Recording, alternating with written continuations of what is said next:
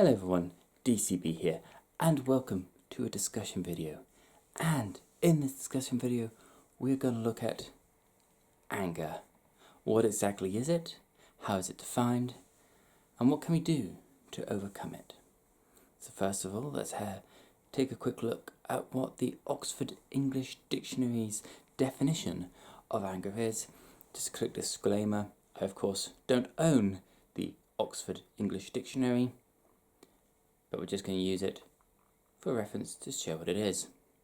Of displeasure, of honesty, angered, angering, angers, to make angry, enrage or provoke, to become angry.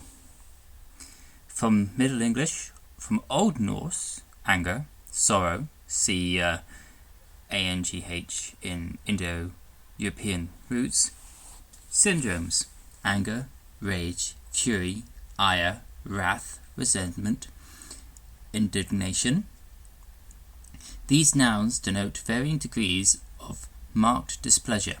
Anger, in the most general, is strong and often heated displeasure. Shock, first in anger, resorted in anger at the insult, tried to suppress his anger over the treatment he had received. Rage and fury imply intense, explosive, often destructive emotion. Smashed the glass in a fit of rage, lashed out in fury at the lies her opponent had spread. Ire is a term for anger most frequently encouraged in literature. The best way to escape his ire is not to seem too happy. That's Robert Browning. Wrath applies especially to a powerful anger that seeks vengeance or punishment. He was arrested and was spared the awful wrath of my pistol-whipping uncles. Mea Angeluta, I don't think I pronounced that right. Resentment refers to indecent smothering anger generated by a sense of grievance, deep resentment among the workers that eventually led to a strike. Indignation is righteous anger at something wrongful, unjust or evil. Public indignation about takeovers causing people to lose their jobs. And that's from Alan Sholin. Yeah, brilliant way, isn't it, that the Oxford English Dictionary has described anger, isn't it? Making it sound so easy and euphoric. Yes, it is an emotion, a state of mind, something that our brains come up with. It's a response to a stimulus. It can also be used as a threat response or when you're super annoyed. It's like think of it like this. It's like a bottle of pop. The anger can be contained in that bottle of pop, just bubbles in there. But when it's aggravated, shooken up, it gets more and more fizzy, more and more ready to explode. And eventually, when that cap comes off, after being shooken so much, it explodes out of the bottle. We all know it, we've all seen it, we've all done it. That uncontrollable spurt, that is like anger pouring out of us when we can no longer contain it, when it has become too pressurized for us to contain, for us to manage. Now, is anger a bad thing? Is anger something that we should shun, should be trying not to do? Well, in order to live a peaceful and cooperative life, the answer would be yes. But then denying anger, it is like denying sadness, denying happiness and joy and caring and loving. It's denying your very emotions. You cannot deny your very emotions. It is extremely difficult to do. Living without emotions, being a blank automaton with nothing to express how you're feeling, where you want to go, how you want to communicate with others. Anger is one of those emotions, one of those ways of us communicating with each other, and it can also be a response to a threat. You have been threatened and you're angry that you have been threatened.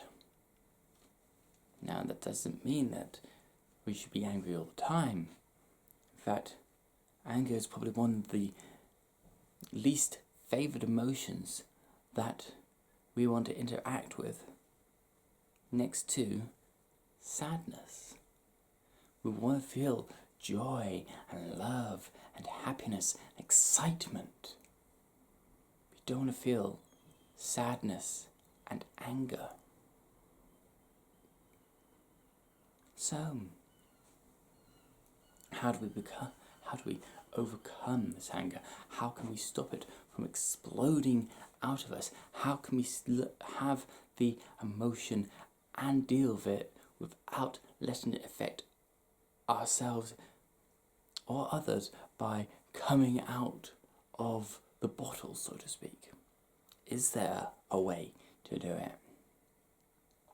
There are countless courses on anger management that says that there is a way to completely get rid of it. But there is no way to completely get rid of it. It's like trying to completely get rid of the sun. It's always going to be there until it explodes, which will be way past our lifetime. But there will always be a sun somewhere, because the sun is a star, and there are billions and billions of stars in this galaxy, let alone the universe, the solar system, and all of creation. There are billions upon billions upon billions of stars, billions and billions of suns. Now, it's always going to be there. There is always going to be a sun. There's always going to be anger. It's just how we let it affect us, how we channel it. Now, most anger, when it comes out of us, is an explosive force, a rupture, a shout, possibly some violent action as well, like a fist slamming down on a table. All part of anger's response. Now, is that acceptable? Fist slamming down? Probably not. Raised voices? Can get away with it. But that's still a way beyond the normal way of communicating. You can communicate your annoyance and your anger without shouting, by the tone in your voice. The tone of your voice can express that anger in a more constructive way than the shout, than the slamming of the fist, than the self-destructive nature of how you feel afterwards, because you feel bad that you've allowed that action to happen. You get annoyed with yourself, you get angry at yourself, and it starts to become a destructive path as you get more and more continuously angry at your inability to cope with the situations that you find yourself in, with the emotions that are flowing through you. Now, the way that I have found a way to manage my anger, because I suffered from a lot of anger issues. I suffered from the inability to control my anger, the inability to control a lot of my emotional states by not understanding not only myself but others, the inability to communicate, the inability to read people's body language, the inability to really understand the tone in their voice. Now, most of this video's dialogue is deliberately voiced in a stable tone. The pitch not changing too much, not going too high, not going too low, but keeping itself on a nice flat level, deliberately monotone. This is the best way that I can think about to communicate. Others are able to pick up on the nuances of the tones of the voice, of the body language, and the wording behind them. Anger changes all of that. Think about when you become angry. Your voice, it gets a bit more like this. Your face starts to screw up. Your hands start to clench. Your palms become sweaty. Your arms, your joints in your elbows, this bit becomes all sweaty. Your blood feels like it's going to boil your face. It starts to turn red. Anger can be manifested that way. How do we stop it from lashing out? How do we stop it from destroying the demeanour of ourselves? Can we still use it without it controlling us? Are we able to do it? Yes, there are many ways that we can, either through things like religion, spiritualist kind of stuff like meditation. We can do it through philosophy and fitness. People who study philosophy, who practice philosophy, people who study and perform fitness are less likely to have outbursts of anger, as they use that medium as a way to channel that anger into something productive, either of the mind or the body. You can also do it through the means of spiritualization. You can do it through meditation, through religious doctrine and religious practices. It doesn't mean that you can just pray it away and it be gone like that.